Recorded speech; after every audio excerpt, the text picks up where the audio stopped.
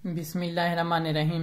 अस्सलाम वालेकुम। Welcome to my channel Mister Math. उम्मीद है आप सब खैरियत से होंगे। आइए चलते हैं अपने PPSC mathematics problems on train series के क्वेश्चन नंबर 22 की तरफ।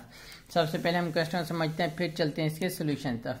क्वेश्चन कहता है कि 270 metre long train running at the speed of 120 kilometre per hour cross another train running in opposite direction at the speed of 80 km per hour in 9 seconds. What is the length of the other train?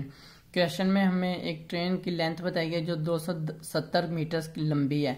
उसके बाद उसकी speed बताई गई जो 120 kilometre per our की रफ्तार से जा रही है। और अगली स्टेटमेंट ने हमें कहा है कि दूसरी ट्रेन उसके अपोजिट डायरेक्शन में आ रही है जिसकी स्पीड 80 किलोमीटर पर आवर है और 9 सेकंड्स में। ठीक, उसके बाद कहते हैं कि दूसरी ट्रेन की जो लेंथ है वो क्या होगी। चलिए हम इसको स्टार्ट करते हैं। सबसे पहले हम रिलेटिव स्पीड मालूम करते हैं, क्योंकि अपोजिट डायरेक्शन है तो हम स्पीड्स को जमा कर देंगे। तो जो चीज़ हमें गिवन है पहले हम वो चीज़ लिख लेते हैं।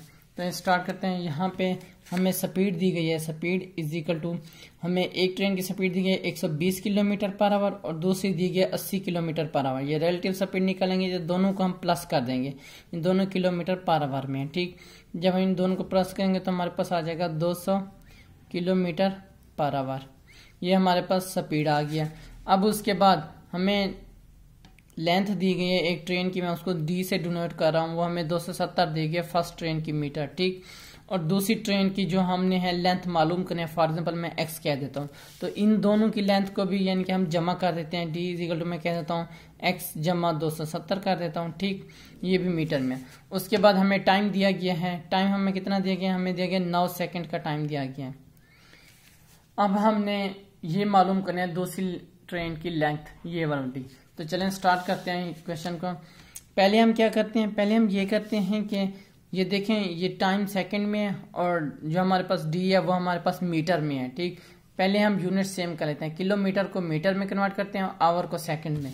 तो यहाँ पे मैं लिख लेता हूँ 1 किलोमीटर इक्वल होता है 1000 मीटर के और 1 आवर इक्वल होता है 3600 सेकेंड्स के।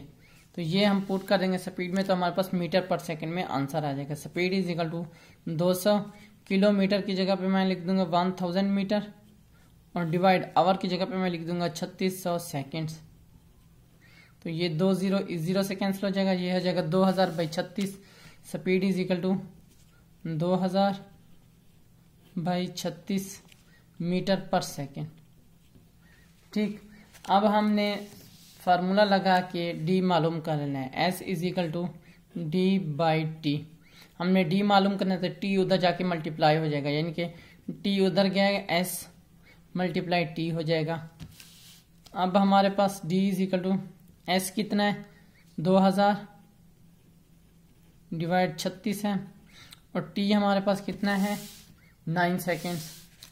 9 सेकेंड सेकेंड से खत्म हो जाएगा, सिर्फ मीटर रह जाएगा। अब हमारे पास डी की भी वैल्यू है, डी की भी वैल्यू, पहले हम इसको सॉल्व करते हैं। 9 1 9 9 4 36 और 4 1 4 और 4 5 20 और ये 2 0 500, यानी कि ये हो जाएगा। अब हमारे पास डी की भी वैल्यू, डी की क्या वैल्यू है एक्स प्लस 270, ये भी हम पुट कर देते हैं।